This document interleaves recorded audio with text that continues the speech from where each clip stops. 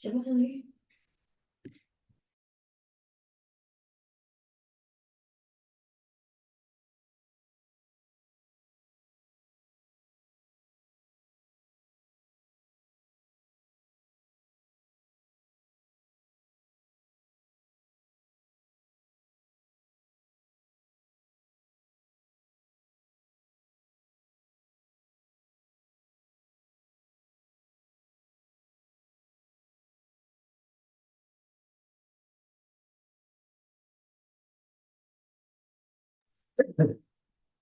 Halo, Kak Yorena, Kak Kris.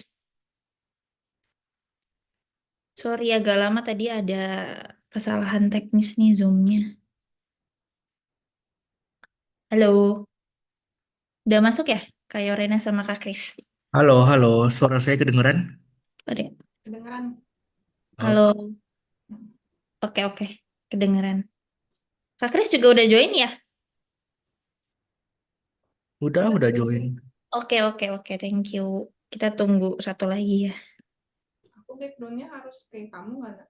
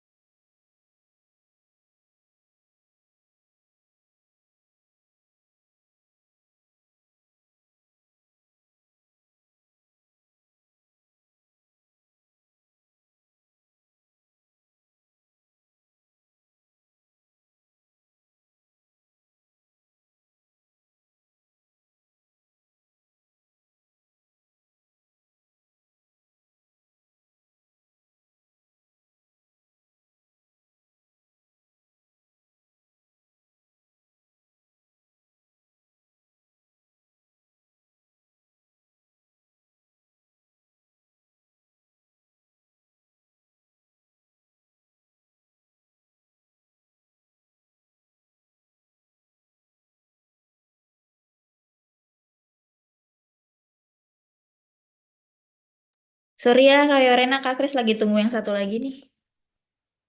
Tunggu Kak Indah join.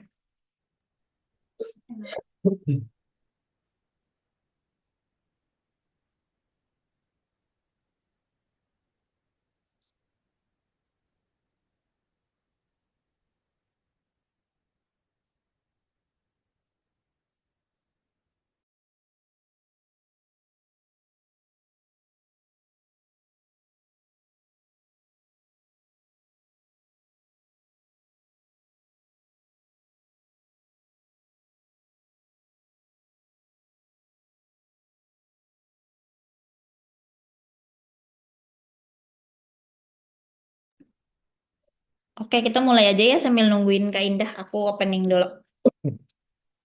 Ya,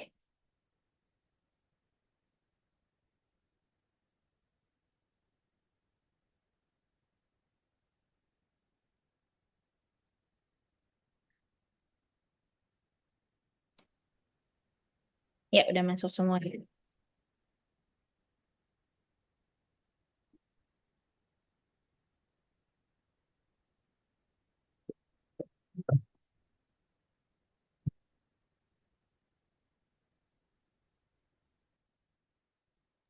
Halo, selamat malam teman-teman semua.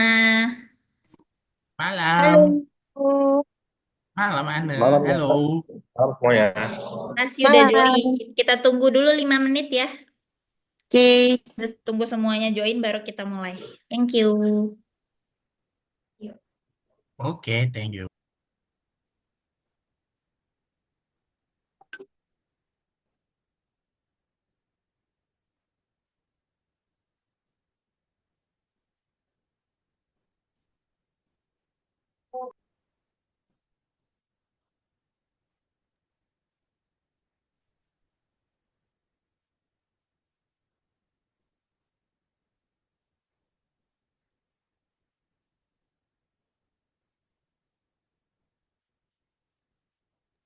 Selamat malam, Mbak.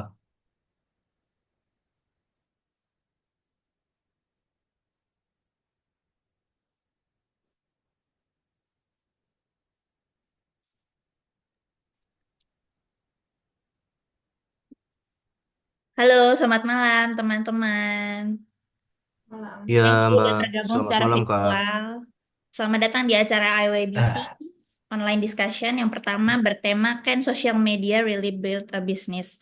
Aku, Yana Teresita, akan menemani jalannya diskusi malam ini sampai kita selesai. Acara ini diinisiasi oleh IYBC, Indonesia Youth Business Community, sebuah komunitas yang mendorong lahirnya pengusaha muda Indonesia melalui kolaborasi, inspirasi, dan aksi nyata di era digital.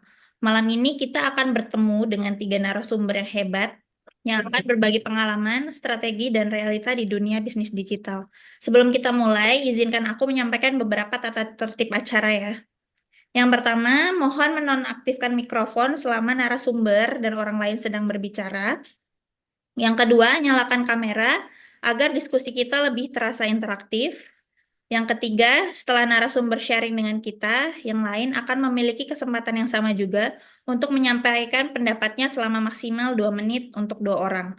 Jadi jangan ragu untuk tetap aktif, namun tetap menjaga norma kesopanan. Nah, untuk membuka acara, mari kita dengarkan sambutan dari perwakilan IYBC. Kepada Kak Sabin, selaku Member Relations Manager IYBC, kami persilahkan. Selamat malam teman-teman semua. Perkenalkan, saya Sabin, Member Relations Manager di IYBC. Saya senang banget bisa menyambut kalian semua di acara malam ini. Pertama-tama, saya ingin mengucapkan terima kasih atas kehadiran masing-masing narasumber kita hari ini. Yang pertama ada Kak Yorena Ramana, CEO dan founder Cherish. Yang kedua ada Kak Rizky Indah Purnama, afiliator dan content creator. Dan yang terakhir ada Kak Christian Su, Director Operational Kalo Data Indonesia. Terima kasih banyak sudah berkenan hadir kegiatan hari ini. Selain itu, terima kasih juga kepada teman-teman yang lain atas kehadirannya dalam IYBC Online Discussion Series yang bertema Can Social Media Really Build a Business?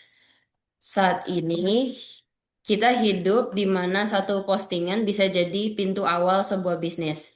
Tapi di saat yang sama, dunia digital juga menuntut kita untuk terus belajar dan beradaptasi. Makanya, lewat acara ini, IYBC ingin buka ruang diskusi yang santai tapi juga berkesan. Tempat di mana kita bisa dengar secara langsung dari orang-orang yang telah melalui jalan ini sebelumnya. Gimana rasanya bangun bisnis di era media sosial, apa tantangannya, dan apa pelajaran yang kita bisa ambil sebagai generasi muda.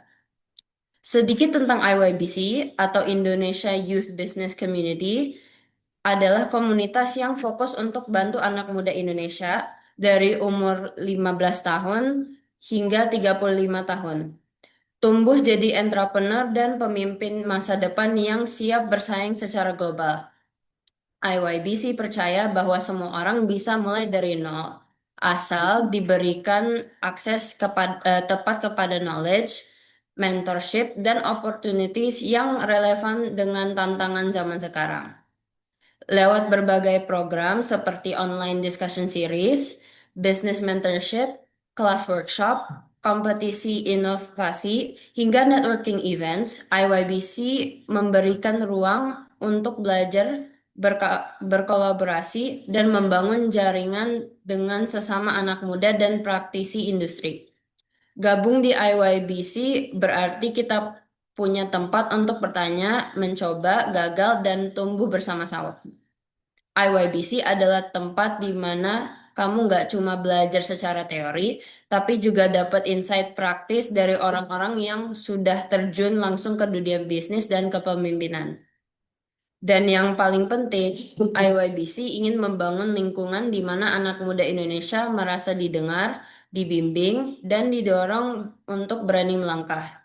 Sebagai member IYBC, kalian juga bisa dapat akses prioritas untuk ikut kegiatan komunitas, mentoring eksklusif, dan berjaring dengan para leader muda dari berbagai sektor. Kalian juga berpeluang dapat akses ke pelatihan gratis, internship, atau kolaborasi proyek nyata yang ditawarkan partner kami. Buat yang sudah menjadi member IYBC, terima kasih sudah terus tumbuh bareng kami. Buat yang baru pertama kali ikut atau masih menimbang-nimbang untuk gabung, selamat datang. FYI, ini kita nggak cuma ngumpul untuk belajar, tapi juga bertumbuh, ketemu teman-teman, dan mungkin partner bisnis masa depan. Dan untuk semua peserta malam ini, semoga kalian semua gak cuma dapat insight, tapi juga rasa percaya diri, merasa tervalidasi, dan mendapat motivasi baru untuk terus maju. Selamat datang, selamat menikmati diskusi, dan sekarang saya kembalikan lagi ke moderator untuk mulai acara malam ini. Terima kasih. Baik, terima kasih Kak Sabin atas sambutannya yang sangat memotivasi dan inspiratif ya di malam ini. Selanjutnya bersama dengan aku lagi ya, kita akan masuk ke dalam diskusi inti di mana kita akan mengupas tuntas nih, gimana sih caranya sosial media ini bisa jadi landasan strategis untuk membangun bisnis yang konsisten, relevan dalam jangka panjang. Diskusi ini nggak cuma ngasih insight kita yang menarik ya, tapi kita juga akan dapat nih sertifikat voucher senilai 50.000 dan produk dari Charis untuk 2 orang yang terpilih. Jadi kalian harus stay tune sampai akhir ya. Nah, sebelum kita mulai juga, aku mau ngucapin makasih dulu kepada ketiga narasumber kita yang datang hari ini. Udah meluangkan waktu dan bersedia berbagai insight ya. Yang pertama ada Kakak Yorena, seorang CEO dan founder Charis, pelaku brand skincare lokal yang membangun usahanya dari nol hingga dipercaya oleh ribuan konsumen. Hai Kak Yorena, Halo Ana, suaraku kedengeran? kedengaran? Yang Halo, kedua, ya thank you Kak. Yang kedua ada Kak Rizky Indah Purnama, seorang afiliator dan content creator yang mengandalkan link afiliasi dan konten untuk mendapatkan penghasilan tambahan. Hai Kak, Hai teman-teman, aman suaranya ya nak? aman suaranya aman. Yang ketiga ada Kak Christian Shu, Direktur Operasional Kalau Data Indonesia, yang juga akan berbagi perspektif nih dari dunia bisnis digital dari segi data dan operasional yang terukur. Hai Kak Chris. Halo, halo, halo semuanya. Ya, Selamat malam. thank you semuanya. Sebelum diskusi nih, aku pengen teman-teman bisa nyalain kameranya dulu, kita bisa foto bareng ya. Rame-rame, aku butuh bantuan mungkin Kak Zaki ya, buat screenshot kameranya. Udah nyalain kameranya belum nih teman-teman semua nih? Oke, aku bakalan direct ya. 1, 2, 3. Satu lagi ya. 1, 2, 3. Thank you. Nah, sekarang kita akan mulai masuk nih ke dalam narasumber masing-masing. Mungkin bisa kenalan dan kasih tahu dulu backgroundnya seperti apa, perjalanannya seperti apa. Nah, mungkin yang pertama dari Kak Rizky Indah dulu ya. Boleh Kak, langsung silahkan. Makasih Ana. Eh, Sebelumnya Assalamualaikum warahmatullahi wabarakatuh. Selamat malam teman-teman semua. Terima kasih buat waktunya dan kesempatannya bisa ikutan diskusi nih bareng IABC. Perkenalkan saya Indah. Saya konten kreator dan afiliator di 2 platform, TikTok dan Shopee. Gitu biasanya saya juga mirroring ke Instagram. Nanti kalau teman-teman ada yang mau ditanyakan perihal afiliator dan konten kreator bisa di akhir sesi ya. Makasih. Thank you, Kak Indah. Selanjutnya mungkin kita dengar dari Kak Yorena Pramana ya. ya. Halo Silakan semua, Kak. nama aku Yorena, aku founder Charis Hair Booster yang udah berdiri dari tahun 2020. Sekarang aku lagi fokus studi trikologis di AIT Dubai dan senang banget bisa dapat kesempatan bisa sharing-sharing bareng kalian. Semoga sharingku bermanfaat ya. Ya, Kak Yorena mau kasih paparan juga ya? Ya, aku mau sharing. Ya, Dari aku atau dari anak? Ana dari host. Dari host, oke. Ya. Boleh, aku mau sharing sedikit nih untuk hari ini. Gimana sih caranya aku ngebangun sosial media Charis. FYI, aku membangun Charis ini dari tahun 2020 dan semuanya dari digital marketing. Jadi benar-benar pertama kali itu aku bangunnya lewat digital marketing dari sosial media Instagram dan juga Shopee. Lalu, next. Namaku Yorena, ulang lagi nih ya. Aku pendiri Charis Hair Booster dan sekarang lagi fokus tadi di IT Tripologis. Lalu aku passionate banget di bidang rambut dan kecantikan dan oleh karena itu juga membangun bisnis di bidang hair care karena sesuai dengan passionku. Lalu aku bisa netsin sendiri nggak, Nak? Oke.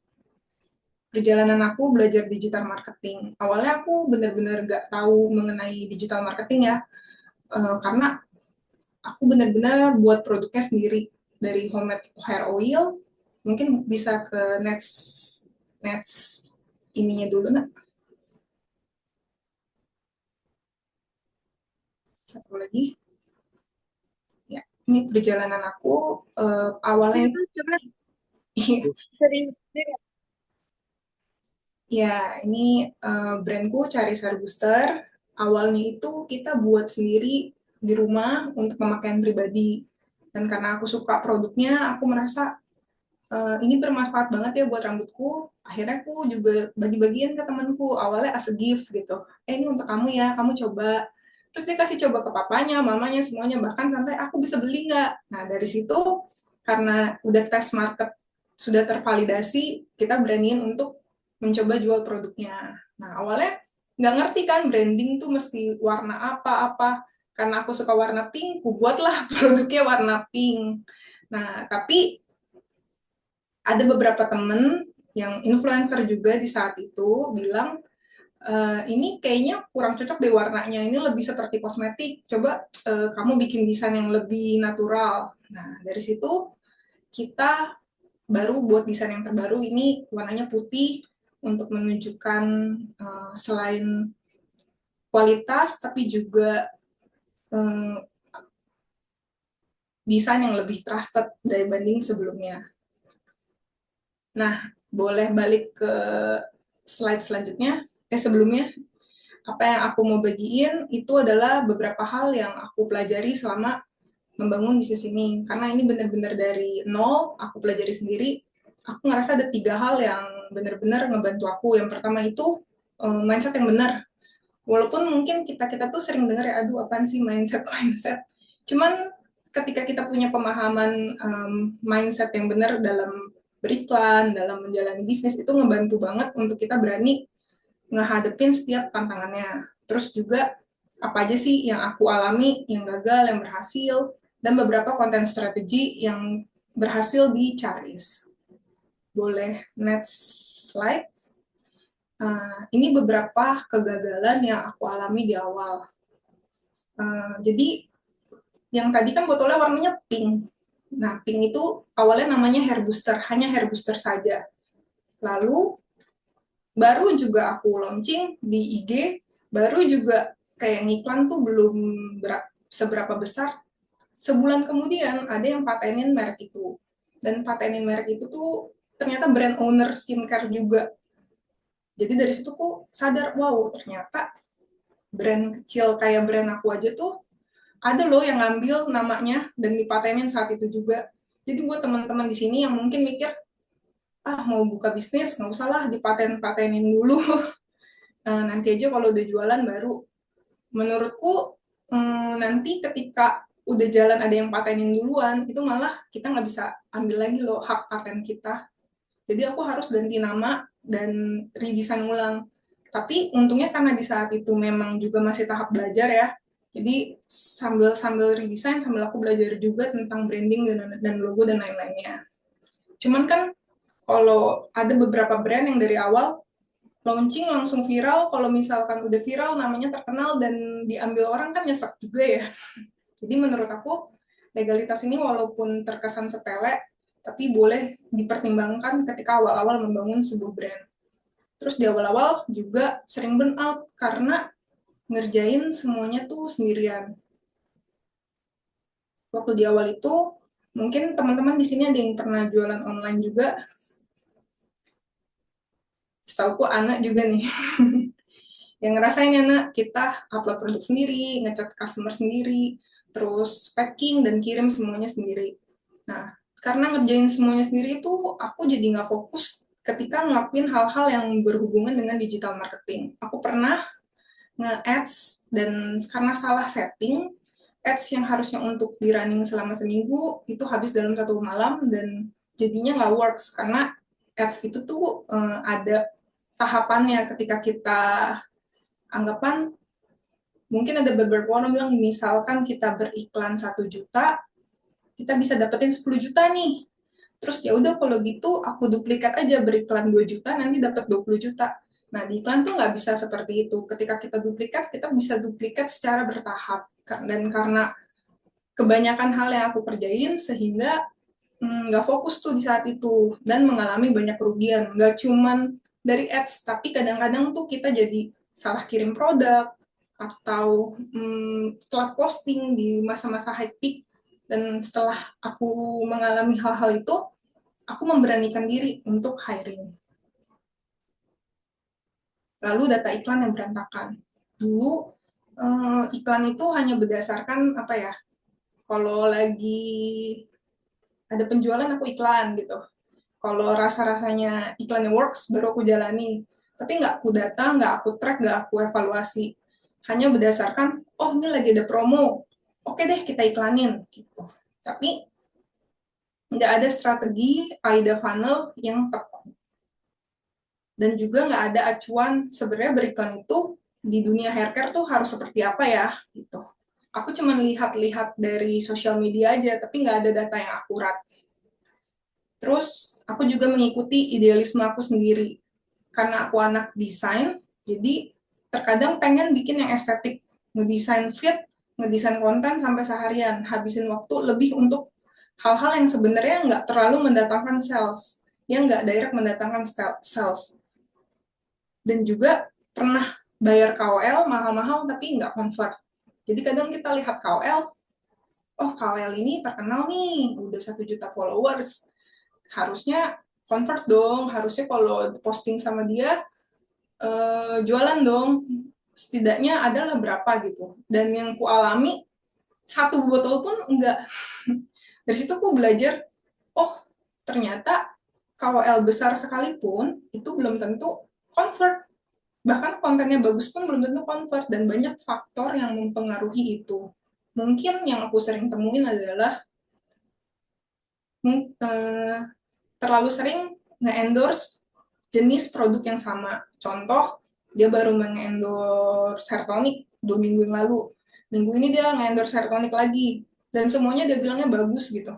Semuanya dia klaim mengurangi rontoknya, numbuhin rambutnya. Sehingga followersnya pun kayak tahu, oh orang ini nih semua juga dibilang bagus gitu ya. Emang cuma endorse. Nah, tipe-tipe influencer yang seperti itu, menurutku itu yang kita mesti bisa lihat gitu. Kalau kita kerjasama dengan yang seperti itu, most likely ya jangan berharap terlalu banyak untuk sales, tapi mungkin hanya untuk awareness nih, followersnya saja. Tapi karena aku masih small business, aku tuh tetap pengennya affiliate atau KOL yang kita kerjasama itu bisa menghasilkan. Itu. Boleh next. Nah ini relevan sama yang aku sharing tentang mindset itu penting. Dulu tuh aku ngerasa spending duit untuk iklan itu sayang, karena aku ngerasanya itu cost, itu biaya gitu. Padahal sebenarnya iklan itu tuh seperti bensin di mobil kita. Anggaplah mobil kita ini tuh bisnis kita. Kita kan nggak mungkin jalan jauh kalau bensinnya sedikit. Kita hanya bisa jalan seberapa jauh sih, seberapa banyak bensin kita. Kayak dari quote dari Henry Ford ini, stopping advertising to save money is like stopping your watch to save time. Jadi mungkin teman-teman ada yang jualan online dan fokus hanya ya udah followers aku aja, ya udah aku tuh maunya organik aja, nggak mau keluarin uang untuk iklan, jadi aku mau DM teman-temanku aja dulu gitu. Nah, tapi menurut aku, misalkan followers kalian cuma 1.000 nih, ya jangkauan kalian per bulan itu hanya 1.000 orang itu saja.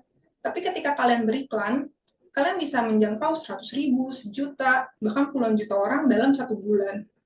Sehingga bisa meningkatkan penjualan kalian juga kalau iklannya tepat, kontennya tepat, promo yang digunakan pun menarik gitu. Next. Contohnya idealisme aku juga nih. Aku tuh berpikir pada awalnya kalau konten tuh sebagai hair care brand, aku harus memberikan banyak konten tentang edukasi rambut gitu, kesehatan rambut. Ternyata customer tuh nggak terlalu suka loh kesehatan-kesehatan rambut gitu.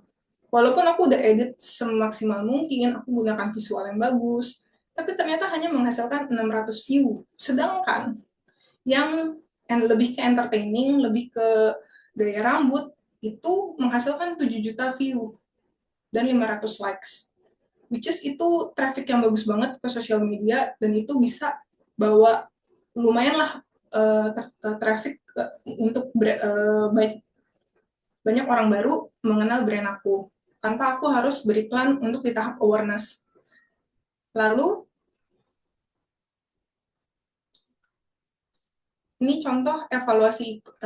Lalu aku juga belajar kalau dari seminar-seminar yang aku ikuti, itu kadang kan kita, apalagi di awal-awal ya, ketika nggak ngerti beriklan, kita cuma ngedengerin, misalkan speakernya bilang, oh fokus ke klik, kalau kliknya tinggi, nanti penjualannya tinggi. Itu yang aku pernah alami. Jadi aku menghitung banget CTR-nya di awal-awal. Karena di saat itu iklan aku tuh belum bisa menghitung penjualan direct. Dulu tuh belum ada semacam Cipas ya, kalau sekarang kan udah ada. Cipas tuh, jadi misalkan iklan dari Facebook ke Shopee sudah bisa connect gitu. Jadi kamu bisa dapat data aktualnya, berapa sih penjualan yang bisa kalian dapetin di saat itu juga. Nah, di saat itu karena aku nggak punya data aktualnya, aku cuma bisa lewat dari dashboard metanya aja. Dan di situ kulihat ternyata klik satu iklan A ini tinggi sekali. Tapi aku tunggu deh seminggu, apakah dia penjualannya akan bagus. Ternyata setelah kulihat, ini kliknya tinggi aja, tapi penjualannya tuh nggak bagus gitu. Ketika campaign kita mulai payday, ternyata saya salah targeting nih gitu. Ternyata padahal kata si kata si speaker ini fokuslah ke iklan-iklan yang kliknya tinggi. Ternyata ada iklan yang kliknya rendah, tapi mendatangkan penjualan yang tinggi. Jadi tetap aku belajar, oh ternyata aku tuh harus fokus ujung-ujungnya juga apa yang mendatangkan penjualan ya, gitu. Dan kayak belajar evaluasi sih setiap campaign yang dijalankan. Lalu hal yang works di Charis itu adalah penggunaan KOL yang tepat. Ketika aku menggunakan KOL yang mungkin micro influencer yang biasa aja gitu, tapi dia punya trust, punya konten yang menarik, dia punya dia bikin konten hooks-nya tuh menarik juga, itu mendatangkan sales yang cukup tinggi di akun aku. Jadi aku belajar, oh ternyata walaupun ada KOL-KOL yang nggak yang similar nih, anggap secara konten kalau kita lihat IG mereka, yang works dan yang tidak works nih sebenarnya terlihat similar. Tapi kalau kita perhatiin setiap konten mereka, kita perhatiin cara mereka deliver, itu bisa ketahuan, oh iya yang KOL ini otentik nih, kalau yang KOL ini kurang, ini mah semua dibilang bagus. Nah, kita hindari tuh KOL-KOL yang terlalu banyak produk yang similar dengan produk yang mau kita endorse, tapi tapi juga kita lihat cara dia mengendorse, cara dia ngomongin produknya. Kalau dia bisa menjelaskan dengan baik, itu juga salah satu faktor yang membawa penjualan ketika kita melakukan strategi endorse dengan KOL. Lalu ads yang tertarget. Dulu aku kan menjalankan iklan hanya berdasarkan feeling ya. Tapi ketika aku belajar untuk menjalankan iklan dengan strategi yang tepat, itu benar-benar meningkatkan penjualan toko aku.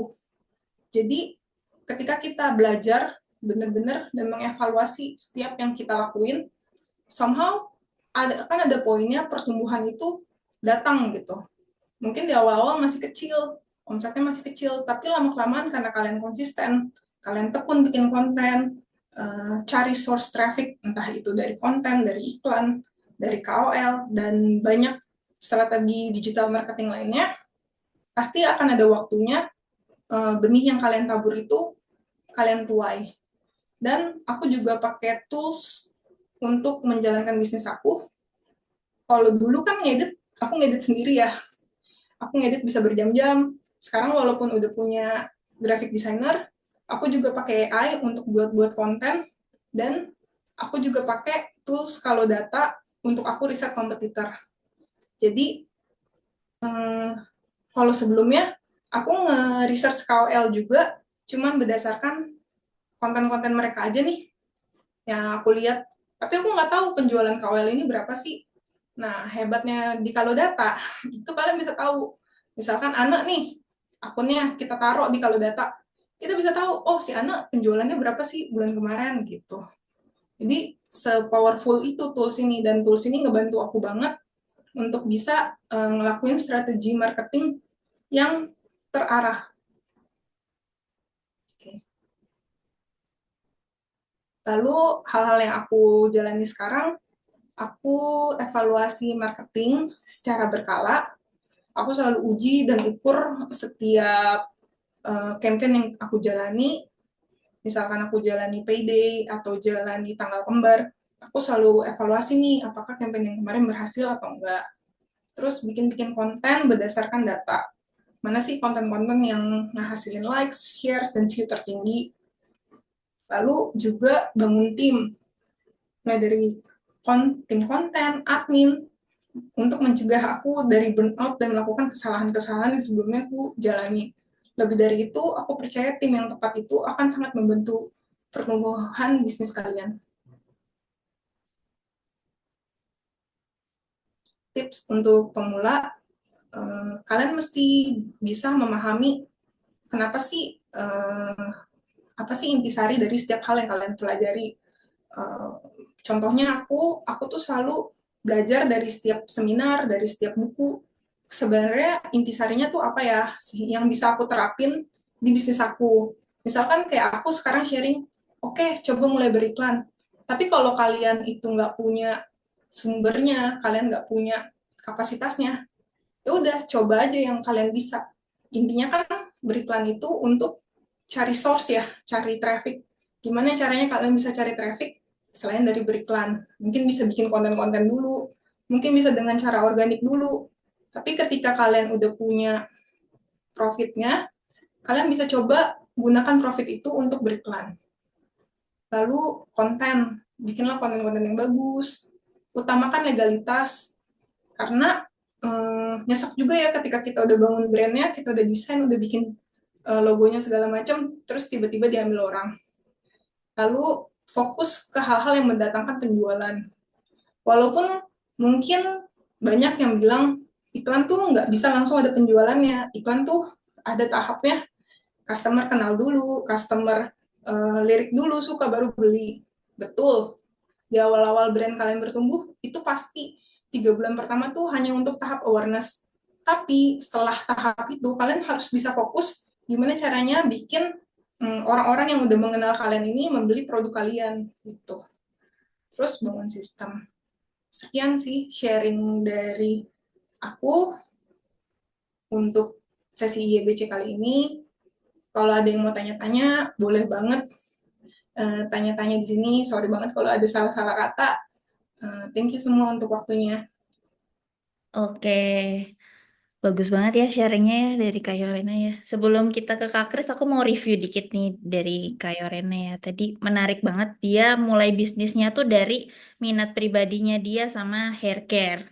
Terus dia bisa trial and error sampai akhirnya dia belajar dan nemuin kalau sebenarnya ngebangun bisnis dari sosmed itu bukan cuma based on feeling tapi harus pakai strategi.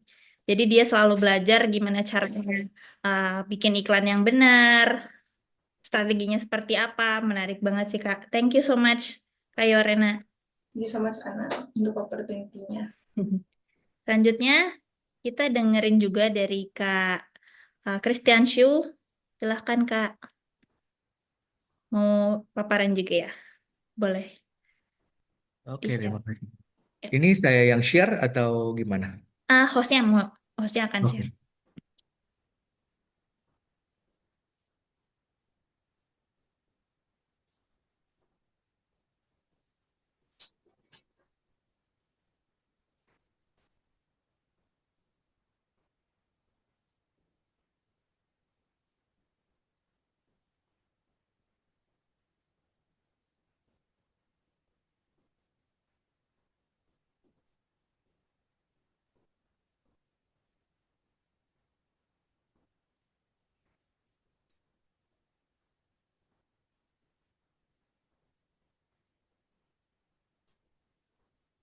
Oh ya, ya udah gitu aja. Nggak apa, digedein aja nggak masalah. Kayak nggak bisa full zoom ya, full Iya, screen. nggak bisa ya. Oke, Oke, nggak apa-apa. oke, Oke oke. semuanya. Silakan, Kalau Kak gitu kita Kris. mulai. Oke, thank you semuanya. Thank you juga buat ya undangannya, buat share sedikit gitu. Ya hari ini mungkin saya perkenalkan nama saya Christian. Saya sebagai Direktur Operasional untuk Keluarga Indonesia. Mungkin bisa next. Ya mungkin secara singkat mungkin next. Ya, ya saat ini saya sebagai Direktur Operasional untuk Keluarga Indonesia. Saya pribadi punya 10 tahun pengalaman mungkin di bidang industri e-commerce dan marketing. Dan sempat bekerja untuk beberapa perusahaan ya seperti TCL, Alcatel dan ya, beberapa perusahaan startup gitu. Mungkin next ya tentang kalau data kita tools analisa data untuk TikTok Shop. Nah ini foto dari ya pada saat tim perintis lah istilahnya mungkin ya. Dari di foto mungkin sih saya mungkin cuma tinggal 4 orang aja sih sekarang, masuk saya sendiri. Oke next. Ya sedikit perjalanan tentang kalau data kita mulai di 2022 terus sampai sekarang kita udah memiliki data untuk ya kita mulai mulai pertama kali kita launching di tahun 2022 di uh, bulan Oktober, baru dimulai dengan data Indonesia, Vietnam dan Thailand. Nah saat ini kita udah punya lebih dari sekitar 10 negara dan juga mulai merambah ke data Shopee. Oke next. Jadi beberapa profil dari pendiri kalau data, termasuk salah satu pendiri utama kita merupakan bekas dari orang ByteDance pada saat ByteDance baru pertama kali pengen build TikTok Shop di luar Cina. Nah, salah satu tim intinya adalah dari pendiri kita gitu. Oke, next. Nah, saat ini di Indonesia kita punya sekitar 300.000 user dan beberapa brand serta agensi juga merupakan klien dari Kalau Data. Oke, next. Dan kita juga sempat bikin acara Kalau Data Indonesia Social Commerce Conference tahun lalu di Jakarta, dihadiri oleh sekitar 1.000 orang, termasuk beberapa KOL terkenal seperti Mami Louis, Kocun gitu ya, kayak Cece, Ketar-Ketir dan lainnya gitu. Dan rencana mungkin kita bakal bikin event serupa juga karena event tahunan di tahun ini di September tahun ini di Jakarta juga. Kita juga bikin acara serupa di Vietnam dihadiri sekitar 1.500 orang pada bulan Februari 2025 tahun ini. Oke, mungkin next. Ya, mungkin saya mungkin cerita dikit tentang ringkasan tentang TikTok Shop karena kita memang fokus di data TikTok Shop ya.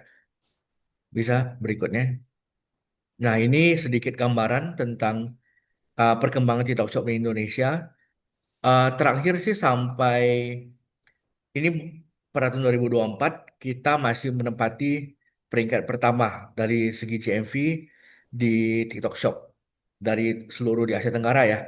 Jadi kita punya dari menurut pengamatan kita sangat potensi sangat luar biasa dari TikTok Shop. Oke, next.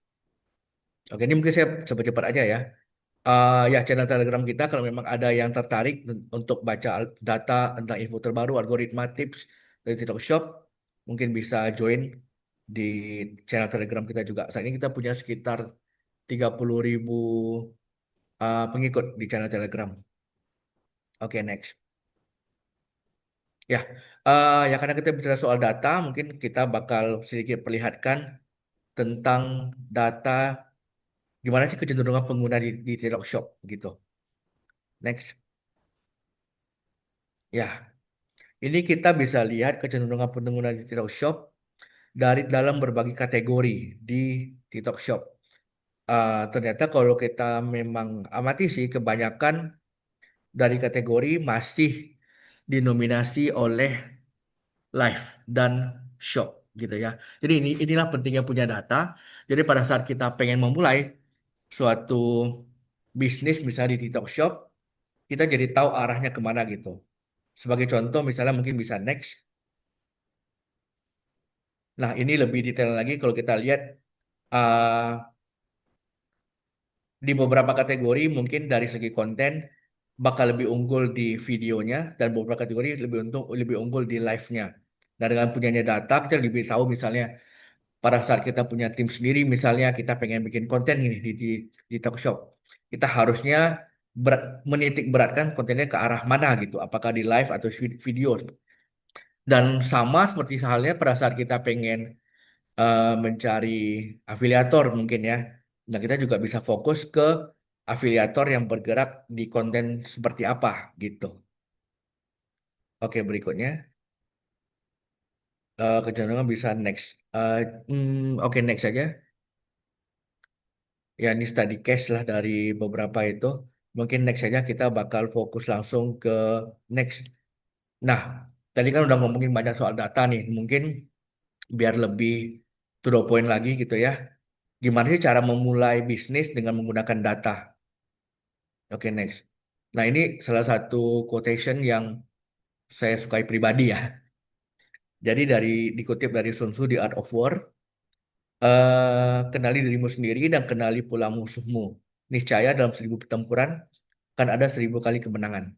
Nah, ini saya ingin menggambarkan inilah pentingnya data di dalam saya ibaratnya kalau misalnya kita berbisnis uh, di TikTok Shop, baik TikTok Shop, Shopee maupun dimanapun lah gitu ya. Kita harus tahu kemampuan dari kompetitor kita sebagaimana, strategi mereka seperti apa, maka kita bisa mengukur diri kita sendiri dan kita punya strategi untuk mengantisipasi dari kompetitor kita. Oke, next. Nah, ini kurang lebih beberapa langkah untuk memulai bisnis dengan data di TikTok Shop. Langkah pertama mungkin kita bisa coba dari analisa kategori atau produk apa sih yang mungkin lagi laku di TikTok Shop, atau mungkin kategori seperti apa yang tingkat pertumbuhannya lagi bagus banget di TikTok Shop. Lalu dari situ kita bisa ke next step-nya misalnya mempelajari strategi dari kompetitor atau mungkin brand-brand yang memang bagus penjualannya di kategori tersebut. Dari sana kita bedah lagi ke strategi operasional mereka seperti apa. Apakah brand tersebut kuatnya dari akun sendiri, apakah dari afiliator ataupun dari shop gitu ya. Karena ini menentukan strategi kita ke berikutnya. Lalu dari strategi produk, brand-brand tersebut apakah brand produk seperti apa mungkin yang disukai oleh pasar, yang penjualannya paling bagus di toko mereka. Dari segi strategi produk juga apakah mereka pakai bundling atau jual terpisah atau mungkin harganya segimana gitu. Range harganya itu juga di pertimbangan kita. Dari segi konten juga kita bisa lihat video seperti apa mungkin yang disukai oleh pengguna dan live stream kayak berapa lama durasi atau mungkin jam live stream seperti apa yang cenderung lebih banyak penontonnya gitu. Oke, next. Nah, ini mungkin lebih detail lagi. Kita mengambil data dari kalau data ya. Nah, langkah pertama mungkin kita bisa coba bagi business owner, kita coba analisa dulu data kategorinya. Kurang lebih kategori seperti apa sih yang peluang tingkat pertumbuhannya tinggi, tapi monopolinya rendah gitu. Jangan sampai kita yang baru mulai nih, misalnya kita baru punya pengalaman atau punya resource yang cukup, kita masuk ke kategori yang ya walaupun tingkat pertumbuhannya tinggi, tapi monopolinya juga tinggi di sana. Mungkin ada beberapa brand yang udah monopoli sampai hampir setengah dari keseluruhan kategori gitu. Nah, kita balik lagi nih, kita kuat nggak buat bersaing dengan mereka dari segi harga, dari segi rantai pasokan misalnya. Oke, next. Nah, ini contohnya salah satu kategori, kita bisa lihat detailnya dari eh, kalau nggak salah ini kategori beauty and care ya yang saya screenshot. Kita lihat nih detailnya dari kategori tersebut, baik itu strategi penjualannya, apakah mereka memakai dari menurut channel ataupun konten, apakah lebih banyak di akun sendiri atau afiliator atau ShopTap, rasio rasio penjualannya gimana gitu ya. Terus dari segi konten juga apakah lebih banyak dari live, dari video ataupun dari langsung produk karya sendiri gitu. Itu semua bisa jadikan bahan untuk analisa. Oke, next. Nah, langkah keduanya nih, kita udah dapat strategi, udah dapat kategori yang ingin kita mainkan. Nah, mungkin kita bisa masuk ke next berikutnya, kita lihat dari kompetitor atau mungkin pemain yang gede di kategori tersebut, gimana sih strategi mereka atau gimana cara mereka mainin produk mereka di TikTok Shop. Nah, kita bisa masuk ke bagian analisa strategi kompetitor, kita bisa lihat detail dari suatu toko di TikTok Shop, kita bisa analisa nih dari strategi penjualannya gimana, dari strategi afiliatornya, dan produk terlaris mereka seperti apa nih. Karena berarti kan produk terlaris bisa jadi patokan merupakan produk yang disukai oleh pengguna gitu di platform yang bersangkutan. Nah, dari sini misalnya kita bisa lihat Xiaomi sebagai contohnya, ternyata dari strategi mereka menggunakan, kalau kita lihat yang di bagian bawah sini, warna hijau, warna hijau merupakan akun sendiri, akun official dari Xiaomi-nya. Warna, warna biru akun official, warna hijau merupakan akun afiliator. Ternyata kita bisa lihat hampir sekitar, bukan gede sih nggak kelihatan angka di sini, gede banget. Ternyata mayoritas dari pendapatan mereka tuh justru didapatkan dari afiliator gitu, dan sebagian lagi dari dari ShopTab-nya gitu. Oke, next. Oke, baru berikutnya mungkin langkah ketiga. Nah, misalnya kita udah pastiin nih, ternyata di kategori yang ingin kita mainkan dari kompetitor ternyata kebanyakan mereka bermain dengan afiliator. Nah, strategi kita berikutnya mungkin kita bakal fokuskan bukan untuk membuat tim konten sendiri, tetapi untuk membangun tim afiliator yang kompeten, yang cocok untuk menjualkan produk kita gitu kan. Nah, di sini kita bisa memanfaatkan berbagai filter. Kita bisa, kalau data kita bisa filter sampai ke sedetail mungkin, sampai ke kalau kita ingin mencari di kreator yang bermain di kategori mana misalnya. Terus apakah mereka kuatnya di live atau video, kita bisa filter. Apakah akunnya lagi bertumbuh, sampai kepada apakah mereka punya nomor kontak yang bisa kita hubungi gitu. Nah, ini kita bisa filter. Setelah itu kita bisa dapatkan data sesuai yang ingin kita, data kreator yang cocok yang bisa kita ajak kerjasama gitu. Mungkin next. Nah, bahkan kita bisa klik ke salah satu kreator untuk melihat detailnya seperti gimana sih penjualan mereka dalam beberapa hari belakangan, bisa 30 hari terakhir atau 90 hari terakhir. Mereka udah kerjasama dengan toko apa aja. Kayak tadi kan dari Yorena juga sempat share. Jangan sampai mereka semua dalam beberapa hari belakangan bikin konten yang serupa itu. Hari ini jualin brand A, bilang brand A bagus. Besoknya brand B-nya juga bagus, brand C-nya juga bagus gitu kan. Jadi kita bisa analisa mereka udah kerjasama dengan siapa aja. Bahkan sampai ke seberapa sering mereka bikin konten misalnya, seberapa sering mereka live, bahkan sampai ke profil dari pengikut mereka. Apakah kebanyakan cewek atau cowok? Apakah eh, Saya nggak kelihatan. Oke, sampai ke lokasinya, misalnya sampai ke jam aktif dari si followernya gitu. Nah, mungkin kalau misalnya kita udah analisa dari kebanyakan dari kompetitor kita aktif live-nya di pukul 10 malam misalnya. Nah, mungkin kita bisa coba lihat juga apakah kita bisa ketemu profil dari si kreator yang profil pengikutnya juga aktif di jam serupa gitu. Jadi buat memaksimalkan efek dari si kreator yang bersangkutan. Oke, next. Nah, berikutnya langkah keempatnya kita udah pastiin nih dari si kategorinya, dari si strategi kompetitornya, dari si afiliatornya, berikutnya riset konten. Nah, kan ini juga sangat penting di TikTok Shop. Kita pengen tahu seperti apa sih konten yang disukai oleh pengguna di TikTok Shop. Terus juga apakah suatu konten ini ya mungkin apakah dia memakai ads atau traffic organik gitu ya. Nah, kalau ads misalnya apakah ads-nya sesuai, ROAS-nya apakah sesuai dengan yang kita inginkan, ini bisa kita amati semua termasuk ya sampai ke ROAS-nya sampai estimasi iklan yang udah digunakan oleh kompetitor kita bisa kita lihat di datanya gitu. Next. Nah, setelah misalnya nih kita udah temu nih, oh ternyata di kategori saya video seperti ini disukai oleh pengguna misalnya. Nah, mungkin kita juga ingin lihat kita bedah sampai sejauh mana isi dari video si kreator. Nah, kita bisa ekspor atau optimalkan skripnya dengan kalau AI. Dan mungkin memudahkan untuk membuat menjadi video yang serupa, mempertahankan kata kuncinya, mempertahankan nilai jual yang dari video yang udah terbukti penjualannya bagus gitu ya, tapi kita jadiin dengan versi kita sendiri. Oke, next. Nah, berikutnya kita juga punya, karena riset konten juga termasuk dalamnya juga live stream ya.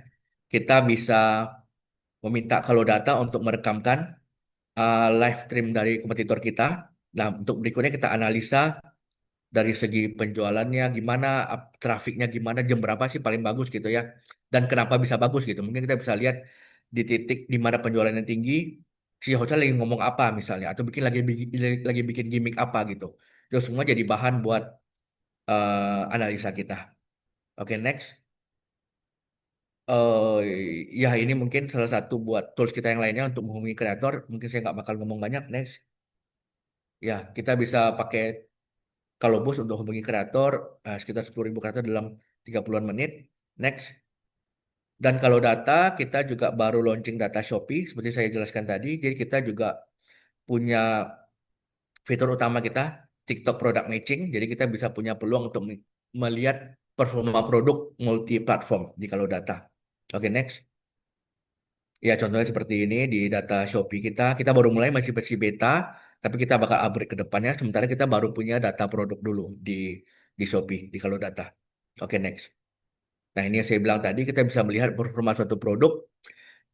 Seperti misalnya kecenderungan sekarang harganya lagi, atau penjualannya lagi naik nih di Shopee, tapi di TikTok lagi turun bisa. Atau sebaliknya, kita bisa ngelihat performanya langsung dengan menggunakan fitur TikTok Product Matching ini.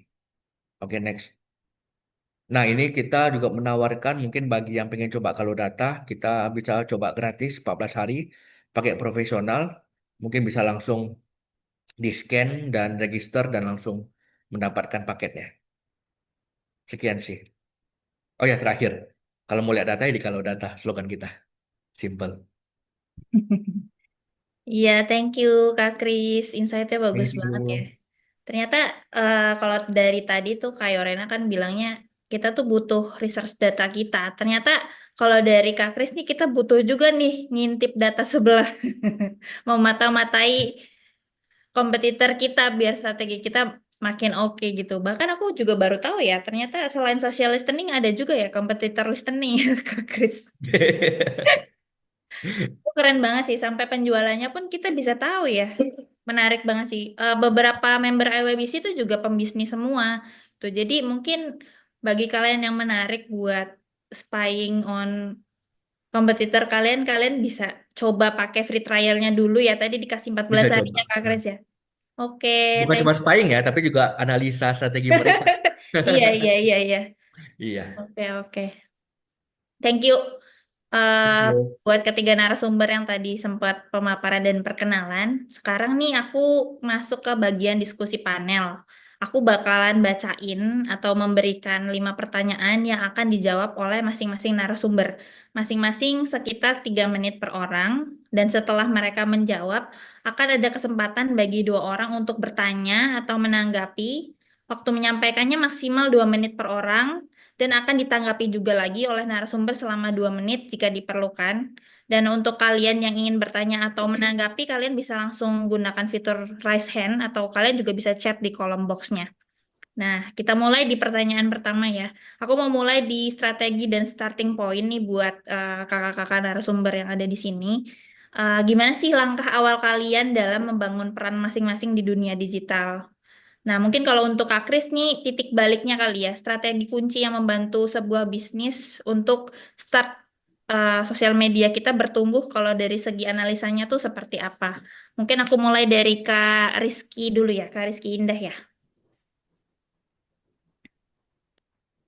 Oke, kalau dari menurut aku as a content creator dan afiliator, untuk langkah awal di aku pribadi itu, teman-teman harus tahu dulu nih, mulai hal itu dari awal itu mulainya dari FOMO atau memang suka dari hati gitu. Kadang kalau kita mulainya dari yang hal FOMO, itu dia nggak akan long lasting.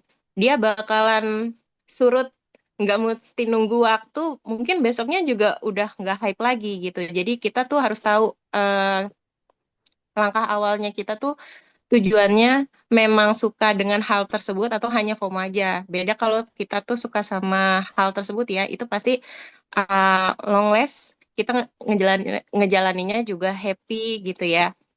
Kalau aku pribadi, awal mula aku jadi content creator dan affiliator itu, basically aku memang suka foto video dan juga aku juga senang edit-edit video. Sampai di waktu ketika aku suka unboxing video, terus videonya ini aku bingung mau dikemanain. Jadi di situ aku olah jadi konten dan aku iseng di-upload ke Shopee video dan TikTok video karena kan TikTok dan Shopee ini kan sekarang lagi rame ya. Nah, dari situlah aku dapat komisi dari penjualan barang-barang tersebut. Nah, aku mulai dari afiliator itu tahun 2022. Pertama aku coba di Shopee dan 2023 di TikTok. Nah, jadi di situ aku lebih apa namanya? Lebih dulu di Shopee buat afiliator dan konten kreator. Baru aku mulai ke Instagram untuk konten-konten yang diupload di Reels. Kayak gitu, Kak. Oke, thank you Kak Rizky Indah. Selanjutnya aku lanjut ke Kak Yorena dulu ya. Kalau dari aku sih, waktu starting pointnya itu bikin konten aja sih, Nak. Aku lihat kompetitor, aku lihat ide mereka, oh mereka bikin tips-tips gitu. Mereka bikin foto produk, aku coba tiru. Dulu juga nggak ngerti, awalnya juga cuma pakai Canva. Pokoknya eh, kalau aku tuh prinsipku dengan apa yang ku punya, dengan apa yang ku bisa, aku jalani. Nah, karena saat itu lihatnya kayak gitu, ya aku coba.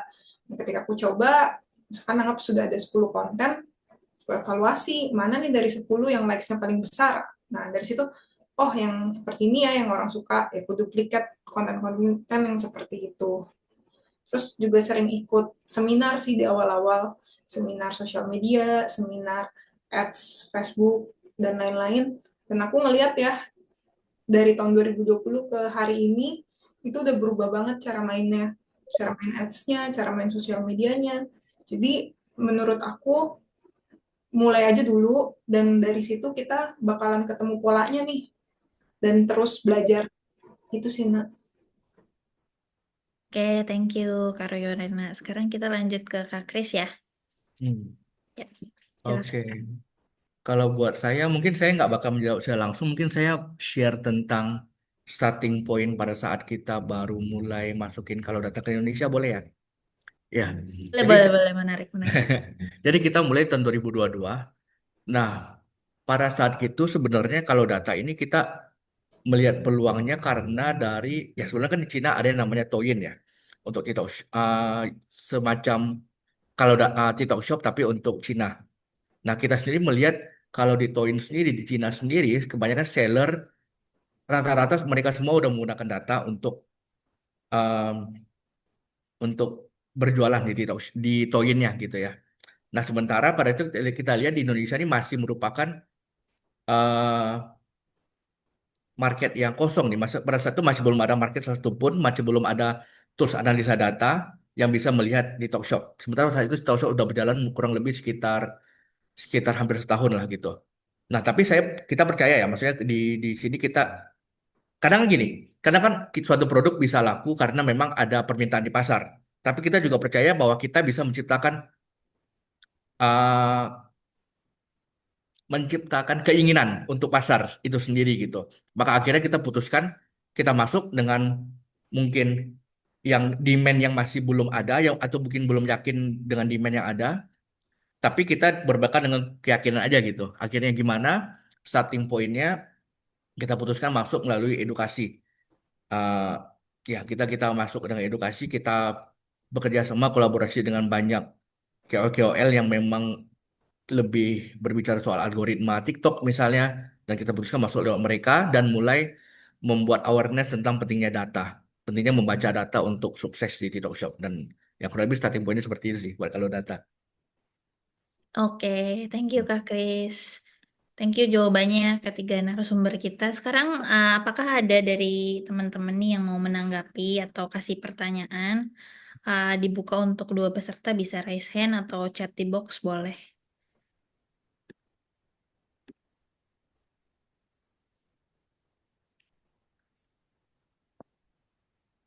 Ada nggak dari teman-teman? Oh ada, Karian ya. Silakan Karian. Oke, selamat malam semuanya. Malam. Malam Kak, ya, silakan. Oke, buat pertanyaan ke CEO-nya Yorena lah tentang skincare, anggap begitu ya. Aku pengen tanya simpel saja sih ya. Kan di kan menjelaskan tentang data analitiknya. Ada tidak produk mana yang penerapan data analitik dari produk mana yang paling laku di pasaran? Terima kasih. Untuk skincare. Iya, apa butuh produk-produk manapun lah Oh, hasil dari penerapan data analitik. nah itu tuh sebenarnya yang bisa lebih tepat untuk jawab Kokris nih. Mungkin Karena dia Kak pegang Kris data ya. aktual hari ini bahkan penjualan produk mana yang laku. Bisa Iya, untuk bestsellernya. kalau bestsellernya kalau di aku tuh beda-beda. Cuman produk unggulan kita yang udah signature itu hair tonic dari dulu karena itu produk pertama kan. Lalu kalau sampai hari ini kadang misalkan ada produk baru kayak Hair Max, ada Hair Electric Tools, itu juga bisa menyaingi produk yang sebelumnya gitu. Tapi Oke, kalau kalau misalnya di ada launching produk baru nih ya, mm-mm. ada strategi apa? Bagaimana cara meningkatkan engagement produk itu sendiri? Apakah dengan hire yang KOL yang terkenal atau caranya unik lah kalau Oke, ada produk baru? kalau untuk produk baru sebenarnya ada banyak cara ya.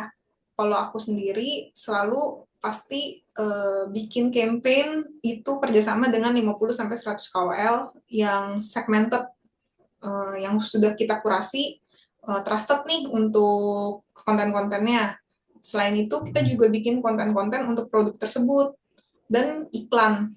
Jadi kita tingkatin awareness untuk untuk produk tersebut.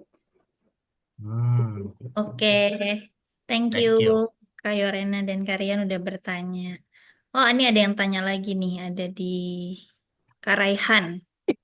Untuk Kak Yorena dan Kak Christian, saya pernah dengar beberapa formula dalam marketing produk seperti konsep why, how, dan what yang dicanangkan oleh Simon Sinek. Apakah sekarang Kak Yorena punya tips atau formula untuk memasarkan produk dalam bidang digital marketing?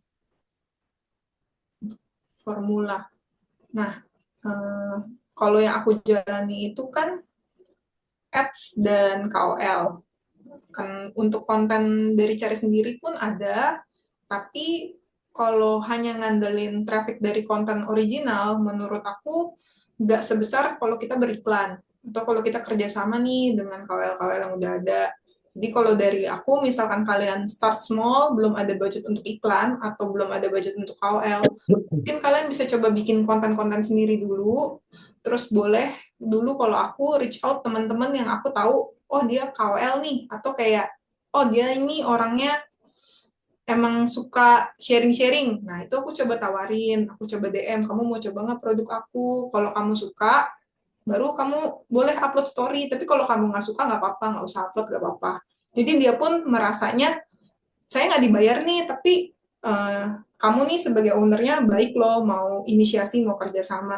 Dan dengan begitu membuka banyak kerjasama lanjutannya gitu. Dari awalnya mungkin dari temen aku, misalkan anggap si Lina.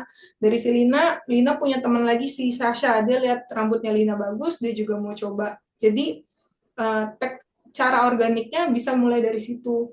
Tapi yang menurut aku membawa perubahan yang signifikan itu adalah ads sama KOL menggunakan kerjasama dengan dua platform itu. Oke, jadi awalnya dari word of mouth, terus habis itu ternyata strateginya mesti ada iklan nih biar expand-nya lebih banyak gitu ya dari Kak Yorena. Kalau dari Kak Kris gimana? Karena tanyanya untuk 2 orang ternyata. Ada lagi pertanyaan barunya tuh. Nah, Kak Christian bagi juga dong tips membangun demand di masyarakat terhadap produk baru yang belum pernah ada di masyarakat. Oke. Eh, yang pertama mungkin saya yang pertanyaan pertama kali ya. Ya, so far saya setuju sih dengan pernyataan Yorena. Tapi mungkin juga balik lagi sebenarnya buat strateginya mungkin disesuaikan juga dengan tempat di mana kita berjualan mungkin ya. Jadi mungkin balik lagi, kalau misalnya kita berjualan di Shopee, ya mungkin strategi kita lebih ke disesuaikan dengan pengguna di Shopee. Misalnya kayak produk yang lebih gambar foto yang lebih bagus dan sebagainya gitu. Atau mungkin kalau di Tokshop ya berarti dari segi konten gitu dan afiliator. Oke. Terus yang kedua, kalau mengenai demand gitu, produk yang belum ada. Nah, ini sebenarnya kalau saat ini sih kebetulan kan kita udah punya TikTok Shop ya. Nah, itu juga salah satu mungkin platform ya TikTok khususnya platform yang mungkin kita bisa manfaatkan untuk bisa dapat awareness dengan cara yang lebih gampang mungkin saat ini dengan afiliator juga yang bisa ya kita bisa mungkin bekerja sama dengan afiliator untuk mendapatkan awareness lebih gede gitu. Gitu sih. Oke, thank you untuk pertanyaan nomor 1. Lalu selanjutnya yang kedua nih, pertanyaan kedua aku mau ngebahas lebih ke sosmednya nih. Kalau kita sering dengar sosmed yang paling wow kedengeran dan banyak di booming, diagung-agungkan orang-orang kan selalu Instagram dan TikTok. Menurut kakak-kakak nih sebenarnya mana sih yang paling works? Dan sebenarnya apa yang paling tepat? Konten yang kuat atau platform yang tepat? Dan gimana sih caranya kalian membaca algoritma ini kan berubah terus ya. Tadi Kak Yorena sempat bilang dari 2020 sampai sekarang tuh oh beda banget, strateginya tuh beda. Nah, apa yang kalian lakukan supaya kalian bisa agile dengan itu? Mungkin dimulai dari Kak Christian ya. Oke. eh Konten atau platform mana yang lebih kuat ya? Kalau dari saya sih, saya pribadi percaya bahwa konten dan platform itu sama kuatnya. Nah, tapi saya percaya juga bahwa istilahnya kita juga harus tahu konten seperti apa yang cocok di platform yang mana gitu. Jangan sampai kita membuat konten yang tepat, yang bagus, tapi di platform yang salah gitu. Nah, ini balik lagi nih, misalnya kayak profilnya pengguna Instagram juga pasti berbeda kan dengan profil pengguna TikTok misalnya. Nah, mungkin konten yang seperti lebih ringan, lebih mudah untuk eh, dilihat gitu kan mungkin lebih tepatnya di TikTok. Sementara mungkin kalau buat Instagram mungkin kita perlu konten yang lebih deep, lebih ada mungkin isinya juga lebih dalam gitu. Nah, itu iya. Sementara kalau dibalik nih misalnya konten yang dalam kita masukin ke TikTok. Nah, mungkin nggak cocok gitu kan ya. Nah, itu sih. Jadi bukan bukan masalah konten atau platformnya tapi gimana kita taruh di tempat yang tepat gitu sih. Menarik, menarik. Kalau dari Kak Indah sendiri nih sebagai pelaku, gimana tuh Kak? Kalau aku setuju ya sama Kak Christian, itu benar tuh. Kita harus tahu dulu nih akun kita ini tuh dia eh grow up-nya ke niche yang mana. Ada yang kalau satu akun itu dia menggarap all niche, ada juga yang cuman satu niche aja, kayak dia fokus di niche fashion atau skincare.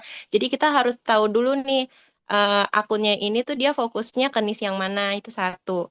Kalau untuk platform dan konten, menurutku emang dua-duanya nih lagi naik ya, TikTok dan Shopee. Cara kita baca algoritmanya, kalau dari aku ya, afiliator, itu tuh aku selalu evaluasi. Misal dari 7 hari belakang ini, konten yang lagi naik tuh apa di aku. Nah, biasanya tuh aku bakal bikin konten baru dengan barang yang sama gitu. Nanti aku juga evaluasi lagi per 30 hari sekali. Mana nih 10 barang yang benar-benar tuh laris manis yang ada di akun aku gitu. Jadi nanti aku bakalan bikin konten itu lagi dengan apa namanya? Variasi video yang baru. Seperti itu, Ana. Thank you Kak Indah. Kalau dari Kak Yorena sendiri? Kalau dari eh, aku sendiri punya punya 3 platform ya, Facebook, IG, TikTok. Nah, untuk konten di TikTok sama IG, dulu sempat kita bedain. Jadi kalau konten-konten di TikTok itu lebih untuk anak-anak ABG, lebih untuk Gen Z gitu, cara bahasanya lebih lebih yang lucu-lucu lah, lebih humoris. Nah, ada beberapa yang nggak kita upload di Instagram. Tapi kalau sekarang, most likely sih kita mirror ya, apa yang ada di TikTok kita mirror ke IG, karena sekarang IG pun juga Reels base gitu. Jadi apa yang di Reels sering di-push juga sama Instagram. Dan kalau dari aku sendiri, mungkin kalau dibedainnya berdasarkan audiens. Misalkan kayak di Facebook, kan kalau di Facebook lebih banyak mama-mama ya. Jadi kalau di Facebook sendiri kita lebih fokus untuk konten-konten yang lebih produk oriented, menjelaskan produk gitu, atau yang gaya bahasanya lebih mudah untuk dimengerti oleh mama-mama. Cuman kalau ditanya lebih penting mana, eh, mulai aja sih dengan konten yang kita suka buat dulu. Terus di mana ada pembeli kita. Kalau pembeli kitanya lebih banyak di TikTok, misalkan jualan seblak gitu ya. Jangan salah loh, aku lihat GMV toko seblak tuh gede banget. Nah, mulai dari seblak nih. Ternyata lebih banyak buyer kita tuh di TikTok. Ya udah bikin kontennya di TikTok, jangan bikin di IG atau bikin di Facebook. Dari situ barulah kalian duplikat ke Facebook dan TikTok dan IG gitu. Itu sih nak. Oke, jadi dari tiga perspektif yang berbeda ini sebenarnya sama-sama nyambung nih ya, align. Ternyata sama-sama kuat tapi beda style nih antara Instagram, TikTok ataupun di Shopee ya tadi Kak Indah ya. Oke, thank you. Buat yang lain adakah yang mau bertanya atau berpendapat untuk dua orang? Boleh raise hand. Oke, Kak Ahmad Mauzaki, silahkan Kak. Halo kakak-kakak, selamat sore. Aku Sore. mau nanya nih, aku ada 2 pertanyaan. Yang pertama itu, kan aku juga lagi running bisnis ya kak, tapi mungkin fokus kita ini di jasa, bukan di barang. Jadi eh, pertanyaannya sebenarnya pertama buat Kak Yorena sama Kak Christian Shu, yang kedua buat Kak Indah. Pertanyaan pertamanya itu, kalau misalkan untuk di jasa sendiri, kira-kira strategi marketing yang efektif dan efisien tuh kayak gimana ya? Menurut Kak Yorena dan Kak Christian, mungkin kalau Kak Christian lebih based on data. Lalu pertanyaan kedua buat Kak Indah, untuk jasa ini kan pilihan kontennya nggak begitu banyak ya Kak. Misalkan Kakak kan afiliator, berarti kan Kakak harusnya sering, eh, mungkin mungkin Kakak sering kayak ada riset tentang konten atau gimana.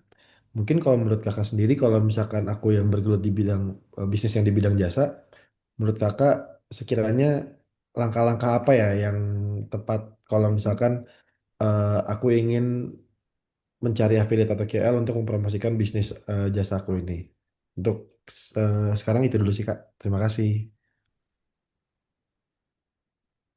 Yes, thank you Kak Zaki. Mungkin boleh dijawab dulu dari Kak Christian ya. Oke, kalau boleh tahu jasanya di bagian apa ya, Kak ya? Sebenarnya kita lebih ke IO sih Kak. Kita jadi ngejual lebih ke ya event jual event-event gitu sih.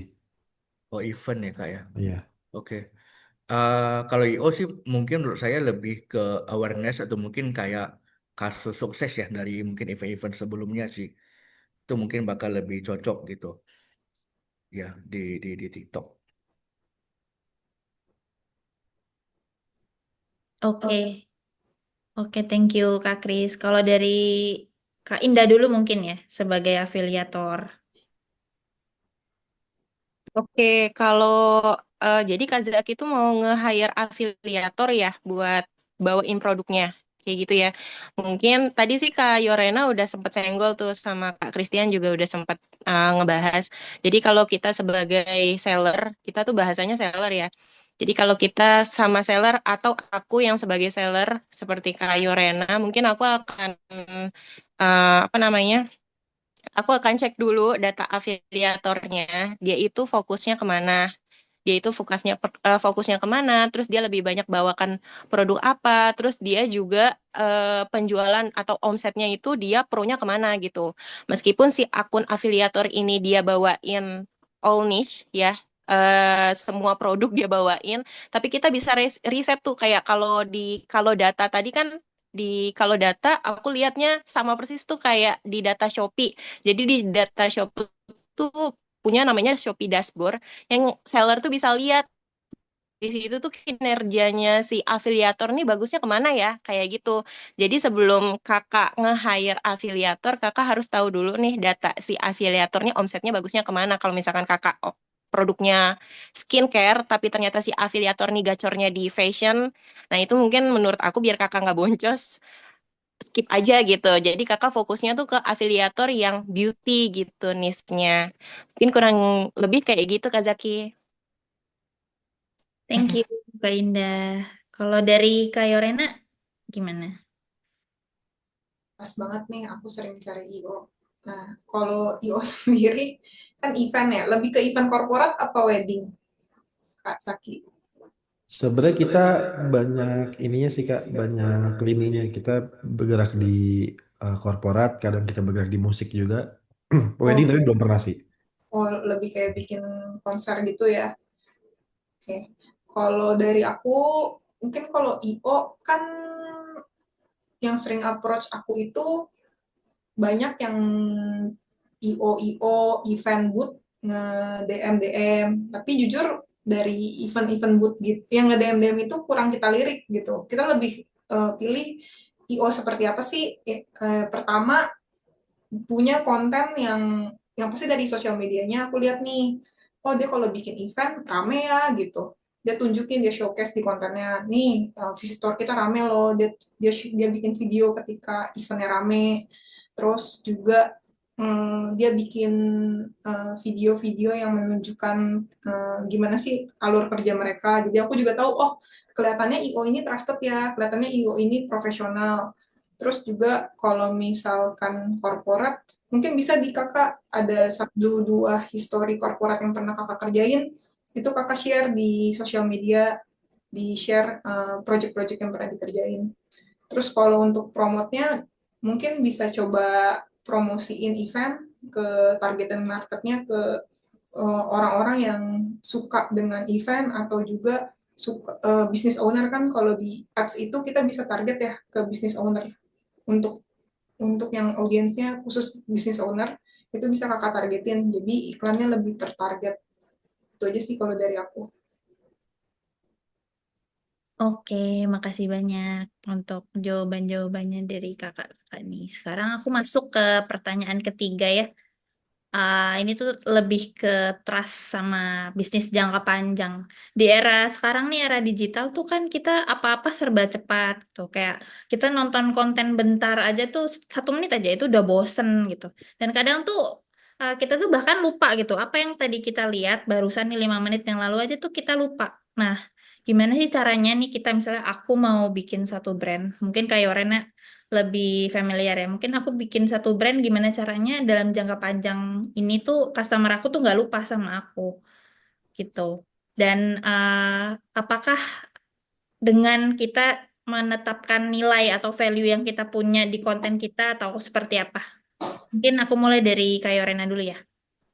Oke, eh, untuk pertanyaan ini berarti gimana caranya jadi long lasting brand ya? Betul. Menurut aku, jujur di era sekarang, untuk menjadi long lasting itu nggak mudah. Kenapa? Karena hampir kayak dalam sebulan aja kayaknya brand hair care tuh 10 kali muncul. Dan bagus-bagus, bukan cuman yang ecek-ecek. Aku lihat ini dari national company, atau nggak dari China, dari Jerman datang. Dan kadang merasa, oh, gimana ya caranya kita bisa sustain. Ya, pertama, aku selalu highlight dalam setiap kontenku USP kita. Kalau di Charis tuh kita menggunakan ginseng asli, which is nggak banyak hair care yang menggunakannya. Kedua, aku juga sering bikin konten-konten yang kasih value nih ke customer. Jadi kadang kalau ketika aku visit ke target audience kayak salon, ke toko, mereka bilang, rata-rata pernah bilang, oh iya aku pernah lihat konten kamu muncul di FYP aku. Dan lebih dari itu, menurut aku, kita brand besar aja itu selalu spending untuk iklan. Either itu jualan atau enggak, mereka selalu punya budget yang mereka alokasiin khusus untuk beriklan. Kenapa? Karena mereka pengen tetap jadi top of mind di audiens mereka. Jadi aku rasa iklan itu tuh nggak selalu melulu memang tentang penjualan. Tapi kalau kita pengen terus jadi top of mind, kita terus jadi number one, ya harus beriklan untuk nge-remind lagi ke customer kita, kita tuh ada loh gitu. Contoh paling gampangnya mungkin kayak SK2 ya, brand besar nih. Dia tuh ngiklan di YouTube, which is gak ada keranjang kuningnya, gak diarahin ke Shopee juga. Dia cuma ngiklan pakai model artis Korea lagi. Kalau ditanya balik modal enggak, aku sendiri nggak tahu ya. Cuman dengan skala sebesar dia, dia pun tetap rutin melakukan iklan. Padahal mungkin kalau dia nggak iklan pun penjualannya udah banyak gitu. Itu aja sih Nak, dari aku. Oke, thank you Kak Yorena. Selanjutnya mungkin dari Kak Kris ya. Oke, mungkin saya cerita ada 3 hal mungkin yang kita terapkan di Kalau Data, karena kita saya anggap Kalau Data sebagai produk ya. Yang pertama, kita selalu berusaha untuk membangun konektivitas dengan pengguna kita. Jadi mungkin dengan cara kita bangun komunitas atau mungkin kita ya melalui channel atau grup buat selalu biar mereka merasakan kehadiran kita gitu melalui grup atau channel tersebut gitu. Dan kita juga rutin di sana bagikan tips mungkin atau mungkin ada fitur terbaru atau mungkin tiap bulan kita juga mengadakan kelas itu dan rutin sampai sekarang. Yang kedua mungkin selalu mendengarkan suara pengguna. Jadi kalau data kita juga rutin setiap bulan kita biasanya selalu secara random mungkin kita bakal nelpon pengguna kita mungkin yang baru purchase atau mungkin udah menggunakan kalau data berapa saat gitu kan. Kita nelpon secara langsung, kita tanyakan pengalaman mereka seperti apa, apakah ada masukan mungkin ataupun kendala pada saat penggunaan gitu ya. Dan yang ketiga sih kejujuran sih, transparansi sih. Jadi eh, ya karena di sini kita sifatnya data, dari awal kita selalu ngomong kalau misalnya memang ini data algoritma, bukan kalau misalnya ini data sebenarnya dan sebenarnya gitu. Kita selalu terbuka dari awal. Jangan sampai kita berbohong bilang misalnya ini data algoritma, tapi kita bilang ini data real misalnya. Nah itu mungkin tiga, tiga poin itu sih. Konektivitas, mendengarkan suara pengguna, sama transparansi menurut saya. Hmm. Oke, thank you Kak Kris. Selanjutnya mungkin Kak Indah, mungkin dari segi pelakunya ya, perspektif pelaku. Oke, thank you Kak Indah, silakan. Oke, kalau aku ini kan gimana kita tuh bisa sebagai content creator tuh gimana sih kita caranya buat bisa ada personal branding. Sebenarnya personal branding ini sih bonus ya menurut aku bonus dari hasil kita konsisten dalam berpromosi.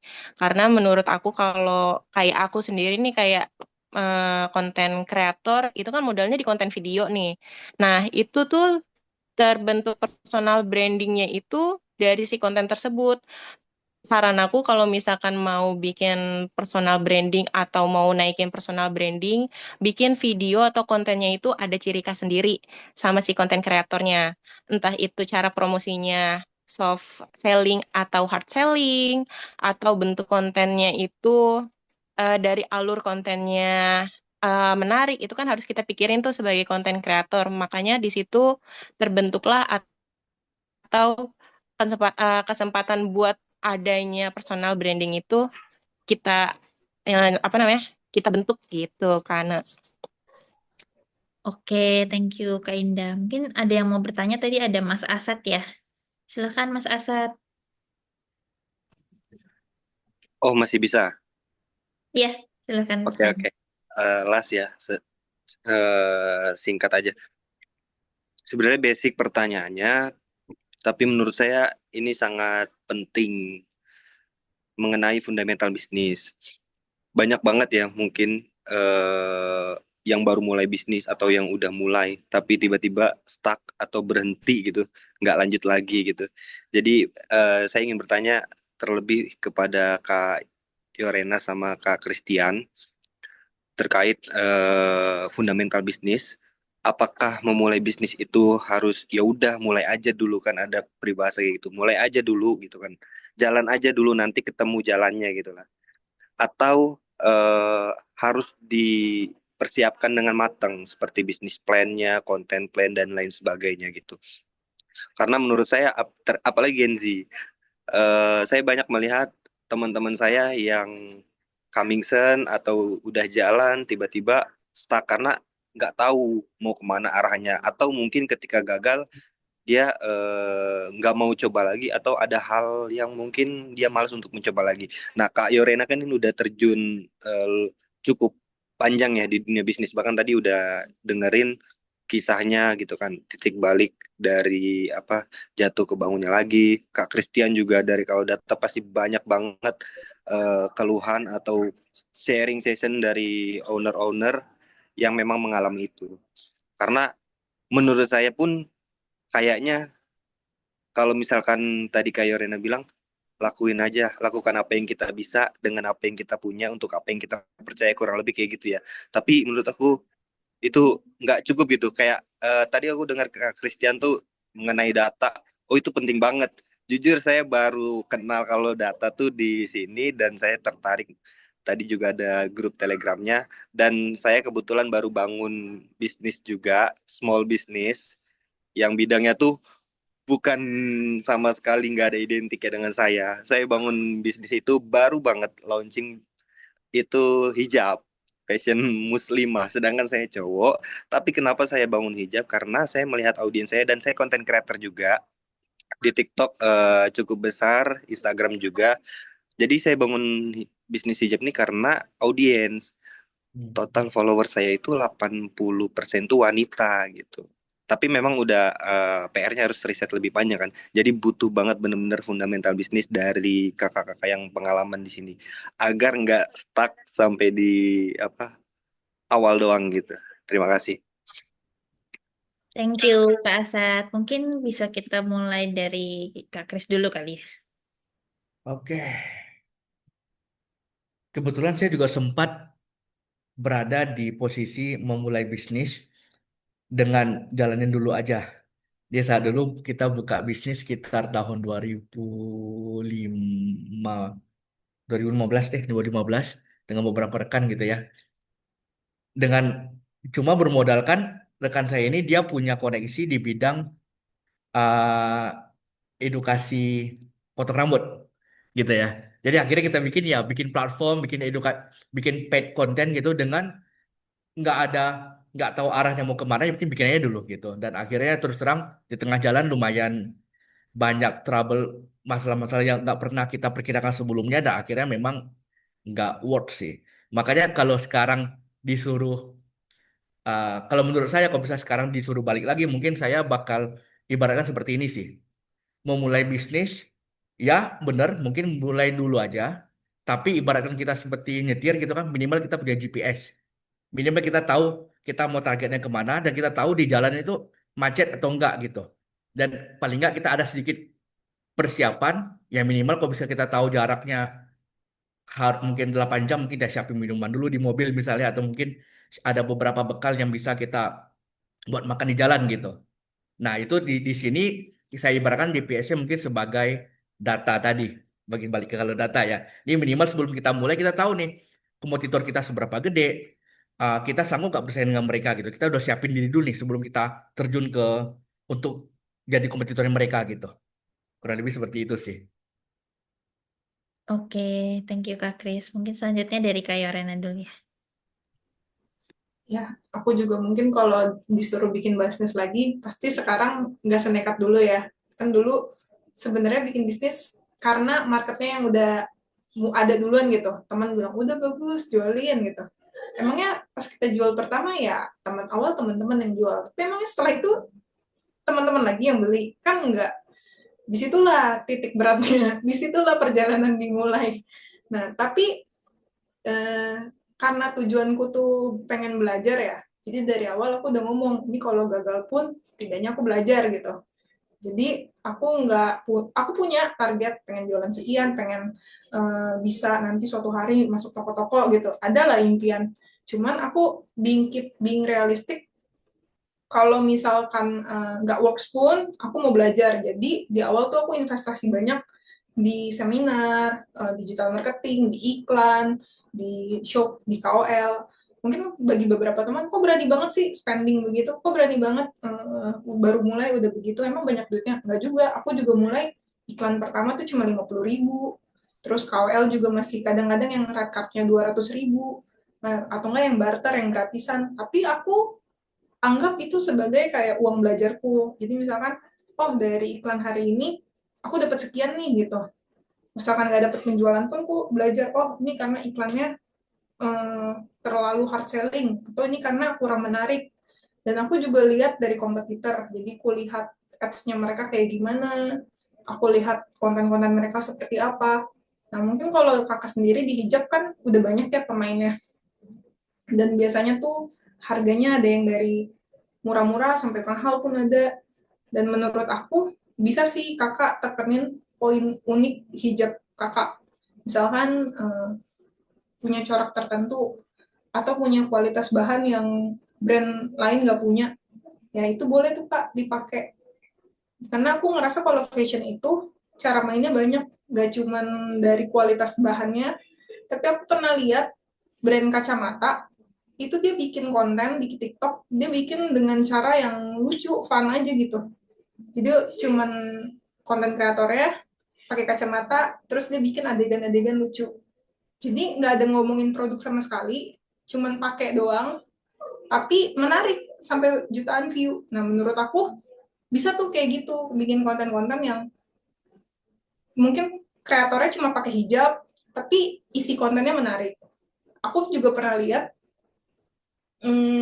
brand baju ya, fast fashion, dia itu bikin kontennya dengan cara dia bikin semacam mini series drama. Jadi semua pemain dramanya itu pakai baju dia di TikTok. Jadi kalau kalian suka lihat tuh di TikTok yang selingkuh-selingkuh gak jelas, seru sih. Aku pun kadang-kadang nontonin. Aku gak tahu itu toko baju. Tapi pas ku nontonin, ku lihat, ternyata dia jualan baju ya. Ternyata yang dipakai-pakai itu bajunya dia. Dan itu foundernya sendiri bilang mereka tuh fokus dibikin konten seperti itu. Mereka punya tim khusus untuk bikin seperti itu gitu pemain-pemainnya. Nah mungkin kalau kita yang belum punya modalnya, ya kakak sendirilah jadi talentnya sama temennya. Atau mungkin ya gak harus dengan cara itu, tapi coba find out ways di mana kita bisa menang dengan keunikan kita. Itu sih kak, paling dari aku. Oke, menarik banget ya jawabannya. Kalau dari Kak Kris tadi, nggak apa-apa nekat, yang penting ada kompasnya, ada GPS-nya. Kalau Kak Yorena ini belajar terus, terus tadi untuk apa review lagi, ulang, menarik banget. Kalau dari Kak Asad gimana? Mau menanggapi? Udah cukup sangat menarik. Tapi boleh sih pengen dengar perspektif dari Kak Indah, karena kan konten kreator dan perempuan ya, dan berhijab juga gitu. Barangkali ada sedikit gitu tipsnya. Ya, Oke, terima kasih. silakan Kak Indah. Kakak konten kreator ya, konten kreator hijab berarti. Di situ bisnisnya itu berarti cuman hijab aja gitu. Nanti pakai KOL juga apa gimana? Ya, pakai KOL dan kebetulan KOL-nya teman-teman saya sendiri. Karena saya punya teman perempuan Oke. banyak, ada yang hijab muslimah, ada yang hijab pure buat fashion gitu. Jadi memang untuk cari talent nggak kesulitan sih. Cuma mungkin dari pandangan publik aja kok ownernya cowok gitu. Oke, sebenarnya nggak apa-apa sih Kak. Kita kan nggak lihat ininya ya, ownernya ya. Biasanya tuh si buyer itu pasti ngelihat produknya nih, produknya dia cocok nggak ya buat kita pakai gitu. Apalagi ini hijab ya, mayoritas kan eh, pasti banyak yang cari gitu ya. Nah, segi kebutuhannya juga kalau hijab itu udah banyak juga ya yang pakai. Jadi kalau misalkan dari ya balik lagi kayak yang tadi aku kan konten kreator nih. Kalau misalkan memang di akunku dia lagi famous barangnya mungkin aku bisa bawakan dalam konten video. Nah, tapi kalau misalkan di akunku memang untuk fashion sendiri agak jeblok dibanding niche yang lain, mungkin aku nggak ngambil gitu Kak. Kecuali ada perjanjian antara aku dan seller. Misalkan sellernya ini ngasih barter atau endorsement dengan komisi yang lumayan gitu. Nah, di situ biasanya aku ambil. Cuman kalau misalkan udah barter tapi komisinya nggak worth it menurut aku itu biasanya aku nggak ambil gitu Kak Asad. Kayak gitu. Jadi balik lagi sih ke apa namanya request konten kreatornya ya itu tuh biasanya dia tuh lebih bawain barang apa sih gitu jadi kalau misalkan mau coba-coba sama konten kreator yang sebenarnya basicnya bukan fashion nah itu biasanya tuh adaptasinya agak agak perlu waktu ya buat dia ngebawain si produk yang biasanya tuh nggak bisa dia bawain gitu dari aku kayak gitu sih. Oke, baik. Thank you, Kak Indah. Dari Kasat cukup ya, Kak? Aku mau lanjut ke pertanyaan keempat. Ini lebih ke monetisasi sama operasional bisnis ya. Kalau kita ngomongin sosmed itu kan kita nggak lepas dari yang namanya afiliasi sama yang monetisasi. Dari yang uang, orang bilang uang receh tapi dikumpulin bisa jadi banyak gitu. Nah, gimana sih caranya masing-masing ya? Mungkin dari Kak Yorena, Kak Kris, dari Kak Indah. Gimana caranya bikin mungkin penghasilan yang berkelanjutan gitu ya di dunia digital ini. Dan apa tantangan dan solusinya juga nih menghadapi operasional yang kalian hadapi pada saat kalian building di sosial media ini. Mungkin aku mulai dari Kak Indah dulu kali ya, yang seorang afiliator.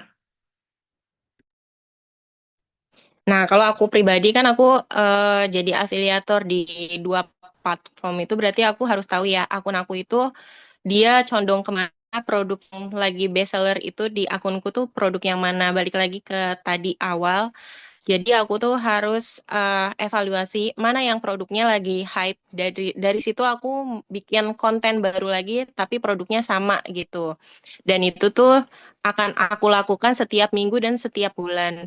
Jadi biar monetasi atau komisi yang aku dapatkan itu nggak stuck hanya di satu video, dua video atau lima video aja, tapi beberapa video yang menurut aku eh, apa namanya ada benefit memberikan komisi lebih banyak lagi kayak gini. Oke, thank you Kak Indah. Mungkin lanjut Kak Kris ya. Oke, kalau dari saya sih mungkin dari yang kita terapkan ya di kalau data ya, kita biasanya ada 2 poin sih. Pertama kita cari polanya dulu. Dan ini mungkin bisa melalui, mungkin bisa kalau misalnya soal konten mungkin cari pola konten yang mungkin disukai orang, atau mungkin dari pola fitur seperti apa mungkin yang bakal dibeli oleh pengguna, misalnya pengguna kalau data. Dan kalau misalnya udah ketemu polanya, biasanya baru scale up. Nah, biasa kita terapkan operasional seperti ini sih, gitu. Baik itu pun ads ya, misalnya kita ketemu pola ads yang cocok nih, baru kita set up ads ya, buat dapat hasil yang lebih gede, gitu sih. Thank you, Kak Kris. Mungkin lanjut ke Kak Yorena ya. Aku kurang lebih sama sih seperti Kak Kris. Jadi kita pelajari dulu, terus nanti kalau works, ya baru kita scale up dari situ. Oke. Kalau dari Kak Indah,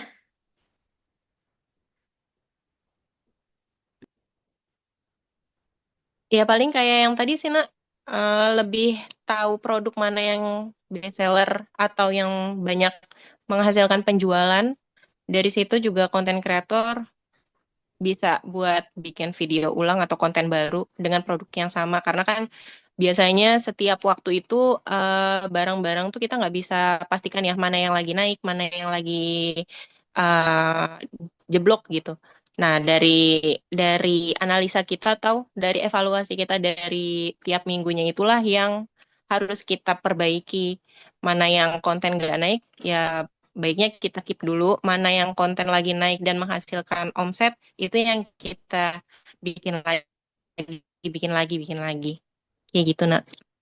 oke, thank you. Kalau dari teman-teman ada yang mau bertanya atau kasih tanggapan ke narasumber? Aku mau tanya, anak Eh, sorry. Christian. Oke, oke, oke. Silakan, Kak Kris. Iya.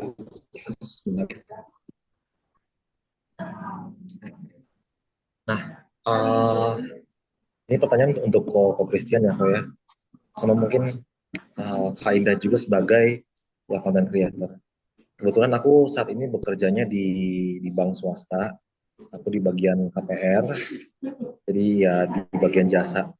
Dan salah satu tugasku, bukan salah satu sih, tugas utamaku itu memang mencari klien yang memang memerlukan ya, pinjaman untuk keperluan KPR mereka kan.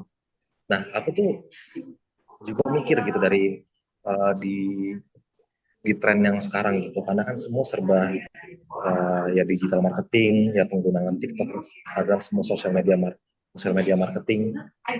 Kira-kira sebenarnya kalau untuk jasa seperti aku ini bisa nggak ya memanfaatkan uh, ya sosial media dan juga kalau mungkin di di masa yang akan datang gitu ada keterlibatan KOL juga di sana dan mempromosikan jasanya aku ya.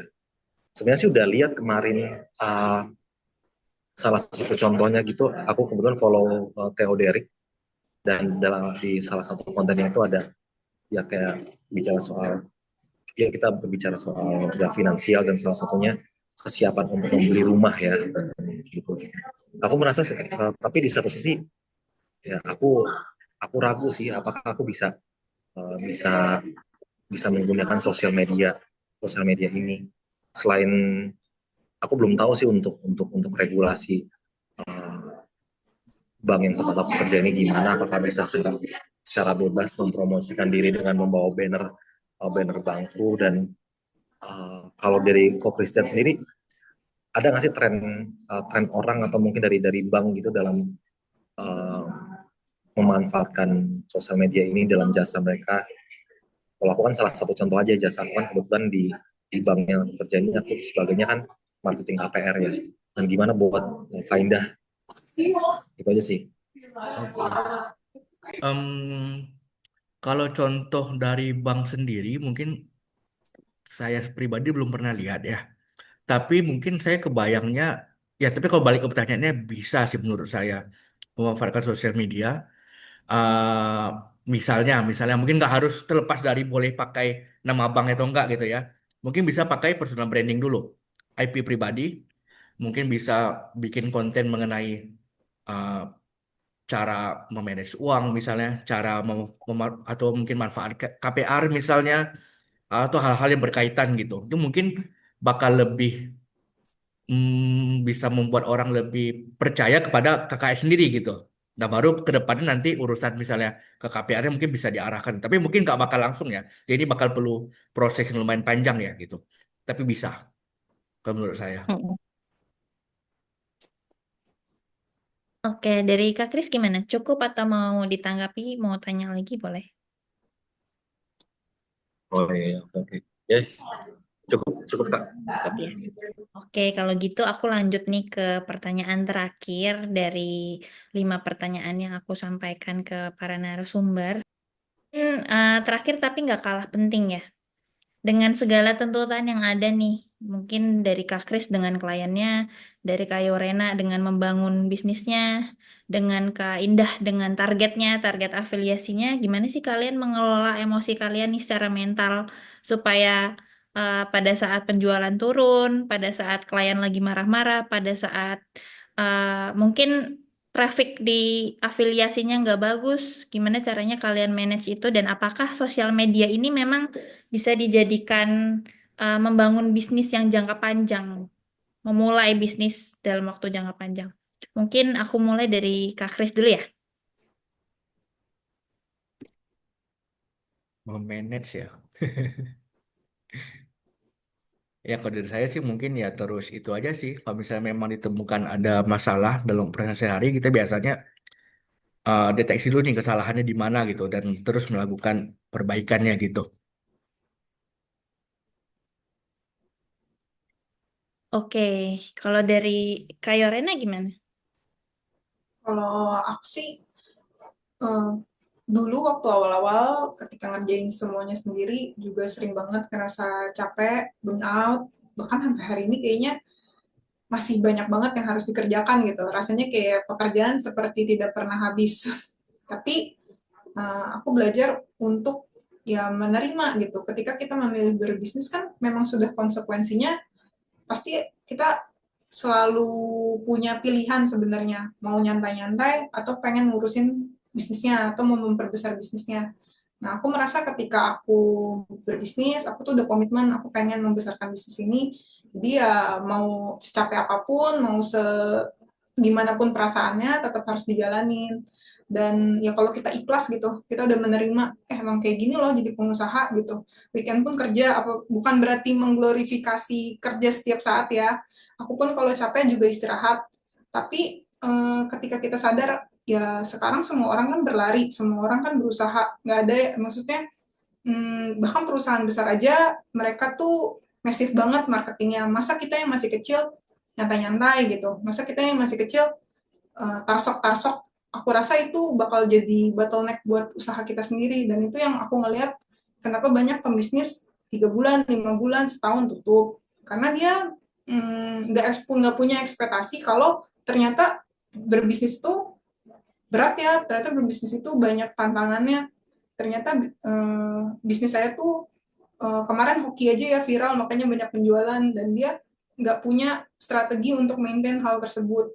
Jadi menurut aku dengan pemahaman kayak, oh iya ya, memang saya memilih udah berbisnis nih.